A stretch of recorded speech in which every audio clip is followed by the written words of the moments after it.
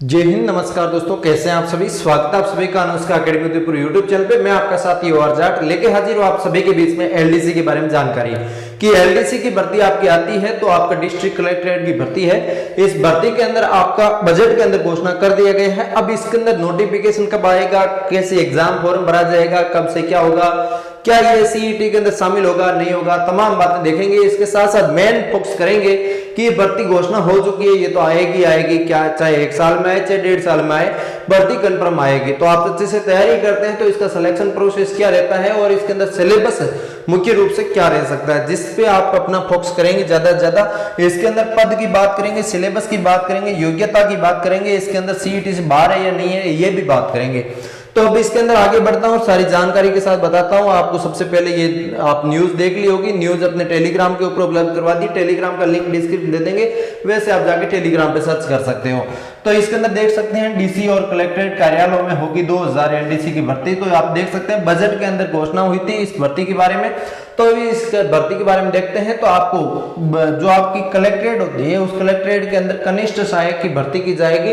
इसकी जानकारी जुटाई जा रही है। राजस्व मंडल में संभागीय आयुक्तों को तथा जिले कलेक्टरों को पदों की घोषणा गणना में सूचना भेजने निर्देश दिए हैं और SC/ST वर्ग का बैकलॉग भी मांगा है। साथ ही प्रत्येक वित्तीय वर्ष में 1 अप्रैल से 1 अक्टूबर की स्थिति मांगी है कि अब तक संभागीय आयुक्त अजमेर, बीकानेर, जयपुर, कोटा सूचना नहीं मिली है। तो इसके अंदर इस सूचना के आधार पर और भी इसके अंदर पद बढ़ सकते हैं। इन जिलों में मिली सूचना कलेक्ट्रेट अलवर, बारां, भीलवाड़ा, बीकानेर, दौसा, जयपुर, झालावाड़, झुंझुनू, जोधपुर, नागौर, सवाई माधोपुर, सीकर, उदयपुर, बांसवाड़ा और जोधपुर संभाग के जिलों की सूचना आ गई है, जबकि चूरू के नहीं आई है। जो स्पष्ट है कि सभी जिलों की सूचना मिलने के बाद रिक्त पद 2000 पदों पर एलडीसी भर्ती हो सकती है, जिसके अंदर अगस्त तक संभावित जिलों में करनी होगी एलडीसी अपनी डीपीसी। तो इसके अंदर डीपीसी के माध्यम से भी कुछ पद भरे जाएंगे और कुछ पद डायरेक्ट पोस्ट भी होगी। इसके अंदर कार्मिक विभाग ने सभी डिस्ट्रिक्ट कलेक्ट्रेट को निर्देश दिए हैं कि प्रत्येक 1 वर्ष की स्थिति भेजिए और सूची के आधार पर पदोन्नति सीमित में बैठक आयोजित की जाएगी। सरकार के अनुभाग के 2 साल की छूट 8 जुलाई को दी गई है। इसके आधार पर 31 अगस्त तक सभी संभागों की डीपीसी आयोजित की जाएगी और इसके अंदर सबसे पहले डीपीसी होगी। डीपीसी के बाद कितने पद खाली रहते हैं उस हिसाब से अनुमान लगाया जा रहा है कि 2000 के पद पे इस डिस्ट्रिक्ट कलेक्ट्रेट की भर्ती जो आ सकती है।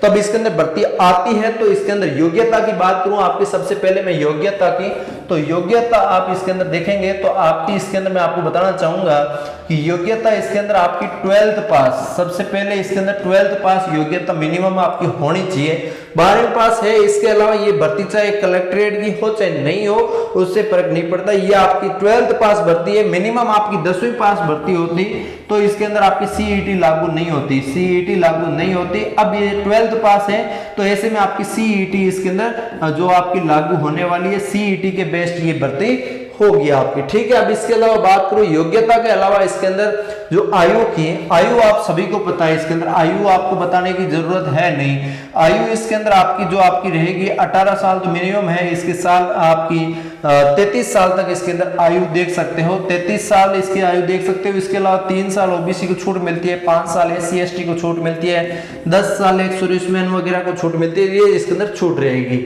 इसके अलावा इसके अंदर आपकी टाइपिंग भी होगी, इसके अंदर टाइपिंग भी होगी। तो टाइपिंग क्या होगी, कितने की होगी, क्या होगा, अब इसके अंदर मुख्य रूप से है सारी जानकारी आपको मिल चुकी है। तो ऐसे में आपको सीईटी में हल्का लेना नहीं है। सीईटी आपकी एग्जाम सितंबर अक्टूबर में है तो वो आपकी एग्जाम अच्छे से देना है ताकि इस एलडीसी में भी आप शामिल हो सको। जैसा कि अबकी बार 4000 जो आपकी आरएसएसबी की एलडीसी आई थी तो उसके अंदर आप शामिल नहीं हो पाए क्योंकि आपकी एलडीसी जो सीईटी है वो अच्छे से आपने पेपर नहीं दिया, ध्यान नहीं दिया, तो इस कारण से। तो अब इसके अंदर आगे बढ़ता हूं और आपको थोड़ा सा सिलेबस जानकारी दे देता हूं कि इसके अंदर एग्जाम होता है तो इसकी सिलेबस क्या रह सकता है। देखो जो आपकी आरएसएसबी एलडीसी करवाती है वैसा ही इसके अंदर सिलेबस रहने की संभावना है, तो मैं वही सिलेबस आपको बता रहा हूं जिसके अंदर आप देखेंगे पैटर्न फर्स्ट की बात करूं तो इसके अंदर आपकी जनरल नॉलेज, मैथमेटिक्स, साइंस ये आपकी पूछी जाएगी। 150 क्वेश्चन होंगे, 100 मार्क्स के होंगे, 3 घंटे का समय मिलेगा, 2 पेपर होंगे इसके अंदर, टाइपिंग भी होगा इसके अंदर, ये सारी प्रोसेस रहेगी। अब इसके अंदर आप बोलेंगे मैथमेटिक्स में कौन सा टॉपिक है, साइंस में कौन सा टॉपिक है। जनरल नॉलेज के अंदर बात करूं तो आपकी जनरल नॉलेज में आपकी राजस्थान जीके भी आ जाएगी क्योंकि राजस्थान की भर्ती होने नाते आपकी राजस्थान जीके तो आएगी। तो राजस्थान जीके में हिस्ट्री, ज्योग्राफी, पॉलिटी, कल्चर ये 4 सब्जेक्ट आएंगे। अब जनरल नॉलेज के अंदर आपकी करंट अफेयर्स भी पूछा जाएगा, करंट अफेयर्स भी हमेशा हर एक वैकेंसी पूछा ही जाता है, ठीक है। इसके अलावा बात करूं इंडिया जीके भी इसके अंदर लागू हो सकता है, इंडिया जीके भी इसके अंदर आ सकता है, ठीक है। इसके अलावा मैथमेटिक्स में बेसिक 10th लेवल की जो मैथ्स और साइंस जो रहेगी वो इसके अंदर पूछी जाएगी, ये आपको इसके अंदर पढ़ना पड़ेगा। ये इतना सारा पढ़ने के बाद आप इसके अंदर दूसरे पेपर के अंदर आ जाएंगे। दूसरा पेपर जो आपका रहेगा उसके अंदर आपकी हिंदी और इंग्लिश ही पूछी जाएगी, जनरल हिंदी आएगी, जनरल इंग्लिश आएगी, 75 क्वेश्चन आएंगे, 100 मार्क्स का होगा, 3 घंटे का समय मिलेगा, वो सब इसमें प्रोसेस रहेगा। इसके अलावा इसके अंदर आपकी टाइपिंग टेस्ट होगी। टाइपिंग टेस्ट के अंदर बात करूं तो आपके लिए यहाँ पे इंग्लिश की टाइपिंग होगी, हिंदी की टाइपिंग होगी, तो स्पीड पूछी जाएगी। इसके अंदर एक्यूरेसी कितनी आ रही है, 10-10 मिनट का समय मिलेगा आपको। इंग्लिश के अंदर, हिंदी के अंदर भी ये सेम प्रोसेस आपके लिए इसके अंदर मिलेगा। 100 मार्क्स की टाइपिंग होगी, 40 मिनट का समय दिया जाएगा, आप कितने मार्क्स लेके आते हैं उस पर आपका आधार बनेगा। तो अब इसके अंदर टाइपिंग का भी काफी अच्छा रोल है, तो आप टाइपिंग भी नहीं कर रखी, RSCT नहीं की, तो वो भी आप कर लीजिए। इस LDC में फॉर्म लगाने के लिए आपको RSCIT या RKCL आपकी कर रखी होनी चाहिए।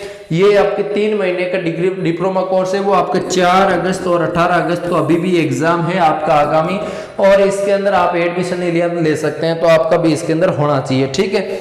तो ये जो LDC के लिए बड़ी भर्ती आप सभी के लिए 2000 पदों पर आ रही है, तो इसके लिए अच्छे से आप तैयारी कर सकते हैं। उम्मीद करते हैं अच्छे से सेशन समझ में आ गया। लाइक शेयर सब्सक्राइब जरूर करें। हम मिलेंगे किसी नए सेशन के साथ, तब तक के लिए जय हिंद, जय भारत।